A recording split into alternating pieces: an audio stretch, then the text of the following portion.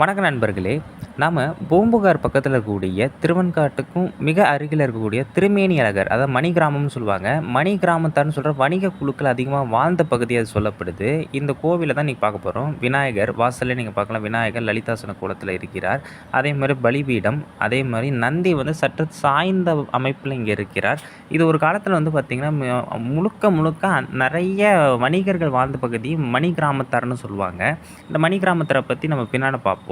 இந்த கோவிலோட அமைப்பு வந்து இப்ப பார்க்கும்போது செங்கல் தளியால முழுக்க முழுக்க ஆயிருக்கு. கோவிலுக்கு நம்ம உள்ள போவோம்.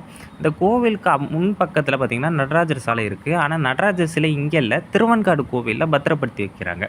இந்த பாடல், இந்த ஸ்தல வரலாறு இத நம்ம கடைசியா பார்ப்போம். ஏன்னா, அது ஒரு பெரிய கதையா இங்க உள்ள குருக்கள் சொன்னாரு. இந்த கோவில் இன்னைக்கு மிகவும் பராமரிப்பு இல்லாம, ஒரு எப்படி சொல்றது? எந்தவித ஒரு பாதுகாப்பும் இல்லாம இருக்கு. நம்ம தான் இத எல்லாமே மீட்டெடுக்கணும். நம்ம அனைவரும் சேர்ந்து இத மீட்டெடுக்கணும். அதேபோல திருவெண்காட்டுக்கும் இந்த மணி கிராமத்துக்கும் இடையில உள்ள இந்த சாலைய அந்த காலத்துல அக்கசாலை அப்படின்னு சொல்லியிருக்காங்க. அக்கசாலை அப்படிங்கிறது நாணயம் உருவாக்கப்படக்கூடிய இடமாகவும் இந்த இடம் இருந்திருக்குங்கிறது குறிப்பிடத்தக்கது. இன்னொரு விஷயம், இது பராசர புராணம்ங்கிறத பத்திலாம் சொல்றாங்க. அத நம்ம கடைசியா பார்ப்போம். அதேமாரி இந்த கோவில் வந்து பார்த்தீங்கன்னா, மேல வந்து அந்த நந்திகள் அமைப்பு, எண்ணற்ற நந்திகள் அமைப்பு இந்த கோவில்ல இருக்கு. இப்ப நம்ம உள்ள கருவறைக்குள்ள போவோம். அம்பாள் பேர் வந்து பார்த்தீங்கன்னா, சௌந்தரநாயகி. இறைவன் பேரு திருமேனி அழகர். கர்நாடக அரசனான வல்லபன். இந்த வல்லபன்கிறவன் வந்து பார்த்தீங்கன்னா, சாளுக்கிய அரசன் 2ஆம் வல்லபன குறிக்குதுன்னு நெனைக்கிறேன். இதுதான் அம்பாள். அம்பாள் பேர் வந்து சௌந்தரநாயகி. சங்கு சக்கரத்தோட இந்த அமைப்புல இருக்காங்க. அதேமாரி ஈசன் பேர் வந்து திருமேனி அழகர். மகேந்திரப்பள்ளியிலயும் ஒரு திருமேனி அழகர் இருக்காங்க. அந்த கோவில் வேற, இந்த கோவில் வேற. அந்த மகேந்திரப்பள்ளி வந்து சீர்காழி பக்கத்துல இருக்கு. இது திருவெண்காடு பக்கத்துல இருக்கு. அதேமாரி விநாயகர், அதேமாரி சகஸ்ரலிங்கம்னு சொல்லக்கூடிய காசி விஸ்வநாதர் லிங்கம். அடுத்து வந்து பார்த்தீங்கன்னா, பாம்பு அமைப்பு கொண்ட அந்த ராகுகேது நாகலிங்கம். இது மாரி எண்ணற்ற இந்த கோவில்ல எல்லா விஷயங்களும் இருக்கு. அதேமாரி இந்த கோவிலோட கட்டடக்கலைய முக்கியமா நம்ம சொல்லணுங்க. அவ்வளோ அற்புதமா அந்த காலகட்டத்திலேயே கட்டியிருக்காய்ங்க. அதாவது இந்த மண்டபத்துக்கு பேர் வந்து பார்த்தீங்கன்னா, வௌவால் நெத்தி மண்டபம்னு சொல்லுவாங்க. இந்த மேல் அமைப்புல நம்ம காட்டுவோம். இதுதான் பேர் வௌவால் நெத்தி மண்டபம். மகா மண்டபம் முழுக்க முழுக்க செங்கலால் ஆனது. வௌவால் நெத்தி மண்டபம். இந்த வௌவாலோட முன்புற தலை மாரியே அமைக்கப்பட்டிருக்கிறதுனால இந்த அமைப்புல இதுக்கு பேர் வச்சிருக்காங்க. வௌவால் நெத்தி மண்டபம். இது போன்ற ஒரு தனி மண்டபம் திருவிழிமலையில இருக்கு. நீங்க போய் பாருங்க. இந்த கோயிலோட நிலைய பார்த்தீங்களா? இன்னைக்கு எவ்வளோ ரொம்ப மோசமா இருக்குன்னு. கல்லெல்லாம் உடைஞ்சு போய் செங்கல் தளியால் ஆனது. இப்ப இந்த இது வந்து கும்பாபிஷேகம் 2012, 13 காலகட்டத்தில நடத்தியிருக்காங்க. அதுக்கப்புறம் இது வந்து இன்னும் பராமரிப்பு இல்லாம இருக்கு. ஏதோ என்னால இந்த விஷயத்த கடத்த முடிஞ்சிருக்கு. இது நெறைய பேருக்கு தெரிய வரும். அவங்க இத முயற்சி எடுப்பாங்கன்னு நம்புறேன். தட்சிணாமூர்த்திங்க கையில ஓலைச்சுவடி வச்சிருக்காங்க. அக்கமாலை, அதேமாரி சின்முத்திரை காட்டியிருக்கிறார். அவரோட கீழ் இடது கையில பார்த்தீங்கன்னா, ஓலைச்சுவடி வைத்திருக்கிறார். அதேமாரி விநாயகர், கன்னிமூலை விநாயகர். இந்த கன்னிமூலை விநாயகருக்குன்னு ஒரு தனி வரலாறு சொல்லப்படுது. பட் அது வந்து நம்ம பொருத்தி பார்க்க முடியாது. ஏன்னா வரலாற்றோட அது பொருந்தல. பட் இங்க உள்ளவங்க ஒரு சில கதைகள் சொல்றாங்க. கன்னிமூலை கணபதிங்க. அதுவும் வலஞ்சுழி கணபதி. அதேமாரி இந்த வலஞ்சுழி கணபதியோடைய கோபுர அமைப்புல வந்து நெறைய சிற்பங்கள் காண முடியுது. அதுல பார்த்தீங்கன்னா, இந்த கணபதி வந்து பார்த்தீங்கன்னா, உட்குடி அந்த கால மடக்கி உட்கார்ந்திருக்கக்கூடிய அமைப்புல இருக்கார். சங்கு சக்கரத்தோட இருக்கார். இந்த அமைப்புல உள்ளது பார்த்தீங்கன்னா, இதுதான் வந்து உட்குடி ஆசனம். இதுலயும் பார்த்தீங்கன்னா, சங்கு சக்கரத்தோட இருப்பார். அடுத்த கணபதி தான் ஹைலைட்டா இருப்பாரு. அந்த கணபதி நீங்க மும்பைல பார்க்கலாம். அதாவது சிற்பத்திலேயே அந்த காலத்துல வடிவமைச்சிருக்காங்க பாருங்க. இது வந்து 3 முக கணபதி. 3 முக கணபதின்னு சொல்லுவாங்க. இந்த பாருங்க 3 முகத்தோட இருக்காரு பார்த்தீங்களா? இதே மாரி அமைப்பு 300 ஆண்டுகளுக்கு முன்னாடி மும்பைல ஒரு கோவில் கட்டியிருக்காங்க. அந்த கணபதி பேர் எனக்கு சரியா ஞாபகம் இல்ல. இந்த விமானம் வந்து பார்த்தீங்கன்னா, உருண்டை வடிவத்தில இருக்கும். இது வந்து வெசர விமானமும் இதே மாரி உருண்டை வடிவத்தில இருக்கிறதுனால, இந்த கோவில் விமானம் வெசர விமானம். அதேமாரி இது வந்து பார்க்க கொஞ்சம் கஜபிருஷ்டி விமானம்னு சொல்ற தூங்கானை அமைப்புலயும் இருக்கிறதுனால, அந்த அமைப்புலயும் நம்ம சொல்லலாம். ஆனா எனக்கு தெரிஞ்ச வரைக்கும் நந்திகள் 4 பக்கத்துல இருக்கிறதுனால, இது வந்து கண்டிப்பா வந்து பார்த்தீங்கன்னா, வெசர விமானம். அதேமாரி கோமுகைங்க. அதாவது தண்ணீர் வெளிய வருது. அபிஷேக நீர் வருது பார்த்தீங்களா? அந்த கோமுகை தான் இது நீங்க பார்க்குறீங்க. இத நான் தனியா ஷார்ட்ஸ்ல கூட சொல்லியிருப்பேன். எப்பவுமே நீங்க கோயிலுக்கு போனீங்கன்னா, அந்த கோமுகைய இந்த அபிஷேக நீர் வெளிவரக்கூடிய அமைப்பை எந்த கோவிலா இருந்தாலும் போய் பாருங்க.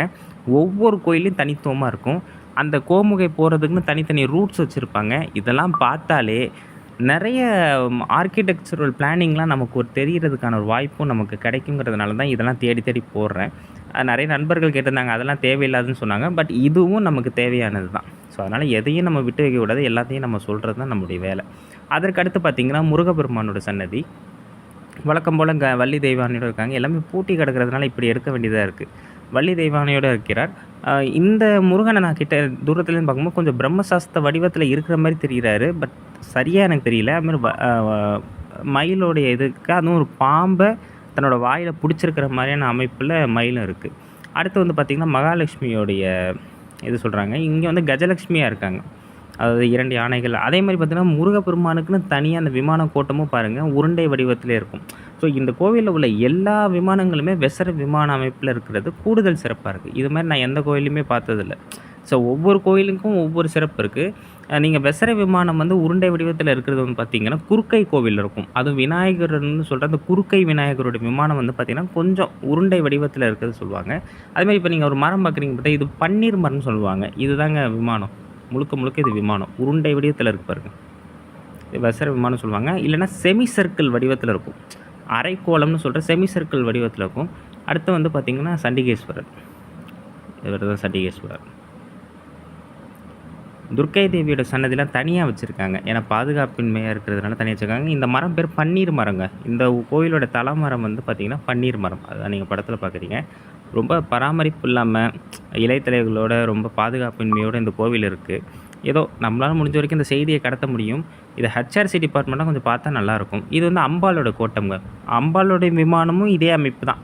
நீங்கள் நல்லா பார்த்தாலே தெரியும். இதுவும் வந்து வெசர விமான அமைப்பில் தான் இருக்கும். அதாவது உருண்டை வடிவத்தில் தான் இருக்கும். ஸோ இந்த கோயிலில் உள்ள எல்லா விமான அமைப்புகளுமே பார்த்திங்கன்னா உருண்டை வடிவமான வெசர விமானம் தான். அந்த கோட்டத்துலேருந்து வரக்கூடிய அபிஷேக நீரும் போகிறதுக்கான வழின்னு இருக்குது. நீங்கள் அதை பார்க்கலாம். அந்த தண்ணீர் வந்து எப்படி போகிறதுக்கான வழியும் இங்கே இருக்குது. இது குளம், மன்னிக்கணும், கிணறு. இந்த கிணறுக்கெலாம் என்ன பேருங்கிறது தெரியல. ஏன்னா இந்த கோவிலோட தல வரலாறே ரொம்ப குறைவாக தான் இருக்குது. ஸோ அதனால் இந்த கிணறுக்கு, ஏன்னா சில கோயிலில் பார்த்திங்கன்னா கிணறுக்குன்னு ஒரு பேர் இருக்கும். அதெல்லாம் இந்த கோவிலில் பெருசாக சொல்லப்படலை. அதற்கு அடுத்து பார்த்திங்கன்னா பைரவர்லாம் இங்கே சின்ன சின்ன கடவுளாக பொருத்தி வச்சுருக்காங்க. வழக்கமாக துர்க்கை தேவியெல்லாம் அந்த இடத்துல தான், இப்போ நம்ம சண்டிகேஸ்வரர் பார்த்த இடத்துல தான் வைப்பாங்க. பட் இங்கெல்லாம் கொஞ்சம் மாற்றி வச்சுருக்காங்க. விஷ்ணு துர்க்கை, அதாவது மாயாதேவின்னு சொல்கிற விஷ்ணு துர்க்கையாக இங்கே அம்பாள் இருக்காங்க. அதுதான் நீங்கள் படத்தில் பார்க்குறீங்க. அதேமாரி அவங்க வலது கை அபயமுத்திரை வச்சுருக்காங்க. அதேமாரி இந்த கோவிலில் வந்து பார்த்திங்கன்னா திருக்கோவிலின்னு சொல்லக்கூடிய திருக்குவளை அமைப்பிலேயே நவகிரகங்கள் அமைக்கப்பட்டிருக்கு. டிசெண்டிங் ஆர்டரில் வரிசையாக இருப்பாங்க. கேது, ராகு, அதேமாரி சுக்கிரன், குரு, அப்புறம் புதன், அதுக்கப்புறம் செவ்வாய், அப்புறம் வந்து சனி, அப்புறம் சந்திரன், அப்புறம் சூரியன், இப்படி 9 கிரகங்களும் வந்து பார்த்திங்கன்னா வரிசையாக இந்த அமைப்பில் இருக்கும். அதேமாரி அந்த பக்கம் பார்த்திங்கன்னா வந்து பைரவர். ஸோ இந்த ஒரு டிசெண்டிங் ஆர்டர் வந்து அப்போ எல்லா கிரகங்களும் நேர்கோட்டில் இருக்குங்கும் போது இங்கே வழிபட்ட தலம் அப்படிங்கிற ஒரு அமைப்புலையும் இது இருக்கலாம். ஸோ டிசெண்டிங் ஆர்டரில் அமைச்சிருக்காங்க. இது வந்து திருக்குவளையிலையும் இதேமாரி அமைப்பில் இருக்கும். ஸோ இதுதாங்க கோவிலோட அமைப்பு. தல வரலாறு மற்றும் திருநாவுக்கரசரோட இந்த கோவில் பொருத்தப்படுறது இன்னும் கூடுதல் சிறப்பாக சொல்லப்படுது. அதேமாதிரி இந்த கோவிலுக்கு வெளிப்பக்கத்தில் தான் இந்த குளம் இருக்குது. இது தனியாக இந்த குளம் இருக்குது. இதை வந்து வேட்டை குளம் அப்படின்னு சொல்கிறாங்க. மக்கள் அன்றாட பயன்பாடு சொல்ல இருக்குது. அப்புறம் இந்த கோவிலை பற்றிய சில குறிப்புகள். மணி கிராமத்தார், அதுதான் இந்த ஊரில் வாழ்ந்த வணிகரோட பேர். இல்லை மணி வணிகர்னு சொல்லுவாங்க. வளமுடன் வாழ்ந்த பகுதிங்கிறதுனால தான் இது மணி கிராமம் அப்படின்னு சொல்கிறாங்க. மணி கிராமத்தாருங்கிறவங்க 2000 ஆண்டுகளுக்கு முன்னாடியே கடல் வழி சென்று பல நாடுகளுக்கு வணிகம் செய்ததாக நிறைய குறிப்புகள் சொல்லுது. கல்வெட்டுகளுமே சொல்லுது. அதில் முக்கியமாக சயாம் நாடு, அதாவது இப்போ இருக்கிற தாய்லாந்து நாட்டில் தகோப்பா அப்படிங்கிற பகுதியில் இதை மணி கிராமத்தார் போய் வணிகம் செஞ்சு அங்கே வெட்டிய ஒரு ஏரி பேர் அவனி நாராயணம். அந்த அவனி நாராயணம் வேறு யாரும் இல்லைங்க, 3ஆம் நந்திவர்மன். பல்லவர்கள் காலத்திலே இவங்க போயிருக்காங்க. இதை பற்றி அங்கே ஒரு கல்வெட்டு, பல்லவ கிரந்த கல்வெட்டு சொல்லுது. அதை நம்ம தனிப்பதிவாக பார்க்குவோம். இப்போ இதில் தேவையில்லை. இப்போ நம்ம வரலாறு போடுவோம். அதாவது இது புராண வரலாறு. வல்லபன், இந்த வல்லபன்கிறது வந்து பார்த்திங்கன்னா சாளுக்கிய அரசன் 2ஆம் வல்லபனாக கூட இருக்க வாய்ப்பு இருக்குது. அந்த கர்நாடக தேசத்து மன்னன், அவனுக்கு ஒரு மகன் இருந்திருக்கான். அவன் குஷ்டநோய் உடையனாகவும் பார்வையற்றவனாகவும் முடமாகவும் இருந்திருக்காரு. வருந்திய மன்னன் வந்து காவலர்களிடம் தன் மகனை எங்கேயாவது தனிச்சு விடும்படின்னு சொல்லியிருக்காரு. அவர்களும் இங்கு வந்து இந்த தளத்தில், அதாவது இதை வந்து மதங்காசிரமம்னு அந்த காலத்தில் சொல்லியிருக்காங்க. பூஜை செய்ய வந்த அர்ச்சகர் என்ன பண்ணியிருக்காங்கன்னா அந்த மகனை கண்டு மனமிறங்கி கடவுளுக்கு அபிஷேகம் செய்யும் போது அந்த தீர்த்தத்தை அவனோட வாயில் ஊற்றி பருக செஞ்சுருக்காரு, அதை குடிக்க செஞ்சுருக்காரு. அவன் உடல் கொஞ்சம் கொஞ்சமாக தெளிந்து வரதையும் பார்த்துருக்காரு. இறைவன் அருளால் அவனுடைய உடலில் உள்ள அனைத்து நோய்களும் நீங்கி பேசும் வல்லமை அவன் பெற்றான். இறைவனாகிய திருமேனி அழகர், அதனால தான் இவர் பேர் திருமேனி அழகர். அவனுக்கு காட்சி தந்து அவனுடைய வரலாற்றை சொல்லி அவனுக்கு தேர், வில் முதலிய படைக்கலங்களையும் பலத்தையும் கொடுத்து அவனுடைய நாட்டுக்கே அவர் அனுப்பி வச்சார். அவனும் தான் நாட்டுக்கு திரும்பி தன்னுடைய அப்பாவுக்கு எல்லா விஷயத்தையும் சொல்லி அவனும் நல்லாட்சி புரிந்து இறைவனை வழிபட்டு வந்தான் அப்படின்னு பராசர புராணம்ங்கிற புராண நாவல் நமக்கு சொல்லுது. இந்த கதை உண்மையா பொய்யாங்கிறது நமக்கு தெரியல. சொல்லப்படுற ஒரு விஷயம். ஆனால் இந்த மணி கிராமத்தாருங்கிறது முக்கியமான ஒரு விஷயம்ங்க. அங்கே ஒரு பெருமாள் சிலையும் கண்டுபிடிக்கப்பட்டிருக்கு. அதுவும் இவர்களால் அமைக்கப்பட்டதுன்னு சொல்லப்படுது. இவங்க ஏரியும் வெட்டியிருக்காங்க. அந்த ஏரி பேர் அவனி நாராயணன் சொல்கிற 3ஆம் நந்திபுரம் பெயர். இப்போ அடுத்து திருவெண்காடு கோயில் தலத்துலேருந்து பதிகம் பாடிய பிறகு திருச்சாய்க்காடு அது போகிற வழியில் தான் இருக்குது. திருவெண்காடுலேருந்து திருச்சாய்க்காடு போகிற வழியில் தான் இந்த மணி கிராமம் இருக்குது. திருச்சாய்க்காடுங்கிறது சாயாவனம். இந்த கோவிலுக்கு செல்லும் வழியில் இந்த மணி கிராமம் திருமேனி அழகர் கோவிலை வழிபடாமலேயே திருச்சாய்க்காடு கோவிலுக்கு சென்றார் யார்? அப்பர் பெருமான். அப்பர் பெருமான்னா யார்? திருநாவுக்கரசர். அடியார்களிடம் நாம் ஏதோ ஒரு தலத்தை விடுபட்டது போல இருக்குது அப்படின்னு கூற அவர்களும் இந்த தலத்தை பற்றி, அதாவது இந்த மணி கிராமத்தை பற்றி சொல்லும் பொழுது திருச்சாய்க்காடு கோவில், அதாவது அந்த சாயாவன கோவிலில் இருந்தவாறே இந்த மணிகிராம கோவில் இறைவனை நோக்கி ஒரு பாடல் பாடுகிறார். இந்த பாட்டு 6ஆம் திருமுறையில் 71வது பதிகமான திரு அடைவு அப்படிங்கிற பதிகத்தில் திருத்தாண்டக பண்ணில் 5வது பாட்டில் பாடுறாரு. இந்த கோவிலில் அப்பர் மணிக்கோவில் அப்படின்னு சொல்கிறாரு. மணிக்கோவில்னு இதை குறிப்பிட்டாலும் சில குறிப்புகள் இந்த மணிக்கோவில் என்னன்னு சொல்கிறாங்க அப்படின்னா, அந்த விமானம் நம்ம பார்த்தோம் பார்த்தீங்களா, எல்லா விமானமுமே ஒவ்வொரு சாமிக்கும் உள்ள விமானங்கள் ஒரே மாதிரி இருந்தது பார்த்தீங்களா, அதனால தான் இந்த மணிக்கோவில் அப்படின்னு சொல்லப்பட்டது சொல்கிறாங்க. இப்போ பாடல்: பெருக்காறு சடைக்கணிந்த பெருமான் சேரும் பெருங்கோயில் 718 மற்றும் கரக்கோயில் கடிப்பொழில் சூழ் ஞாலர் கோயில் கருப்பரியல் பொறுப்பனைய கொக்குடி கோயில் இருக்கோதி மறையவர்கள் வழிபட்டேதும் இளங்கோயில் மணிக்கோயில் ஆலக்கோயில் திருக்கோயில் சிவனுரையும் கோயில் சூழ்ந்து தாழ்ந்திறைஞ்ச தீவினைகள் தீருமன்றே. இதில் கோவில்களோட வகையை சொல்லியிருக்கார். அந்த காலத்தில் கோவில்களோட வகை என்ன அப்படிங்கிறது தெரியணும் அப்படின்னா அப்பர் பெருமான் பாடின இந்த பாட்டை நீங்கள் ஒரு எக்ஸாம்பிளாக வச்சுக்கலாம். இப்போ விளக்கத்தை பார்ப்போம்.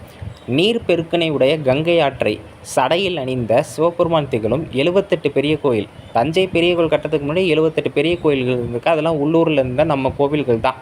அடுத்து கடம்பூர், அது மேலே கடம்பூர்னு சொல்லுவாங்க. கரக்கோயில் விமானம் போன்ற அமைப்பில் இருக்கும், இல்லைனா ரதம் போன்ற இருக்கும். மணங்கமலும் பொழில்கள் சூழ்ந்த ஞாலர் கோயில். ஞாலர் கோயிலுங்கிறது இந்த திருப்பாதிரி புலியூர் மாதிரியான கோவில்லாம் சொல்லுவாங்க. கருப்பரியலூருங்கிறது மயிலாடுதுறை மாவட்டத்தில் தலைஞாயிறு. மலை போன்று விளங்கும் கொக்குடி கோவில், கொக்குடி முல்லையை கொண்ட கோவில் அதுதான் கருப்பரியல்னு சொல்லுவாங்க. அந்தணர்கள் வேதம் ஓதி வழிபாடு செய்ய துதிக்கும் இளங்கோவில், அது திருமியச்சூர் கோவில். கருவறை மட்டுமே இருக்கக்கூடிய கோவில், இது மணிக்கோயில். இப்போ நம்ம மணிகிராமம் சொல்கிற மணிக்கோயில். ஆலக்கோயில், ஆணை உட்கார்ந்துருக்க மாதிரியான அமைப்பில் உள்ள ஆலக்கோவில், இல்லை திருவானைக்காவில்லாம் சொல்லலாம். இந்த மாதிரி கோவிலில் உள்ள சிவபெருமானுரையும் கோவில்களை வலம் படி மீது வீழ்ந்து வணங்க தீவினைகள் யாவும் தீரும். அதாவது நம் முன்னோர்கள் செஞ்ச தீவினைகள்லாம் என்ன செய்யாதான், நம்மளை நெருங்காது அப்படின்னு சொல்கிறார். அந்த சொல்கிறதில் இந்த கோவிலையும் சேர்த்து சொல்லிடுறார்.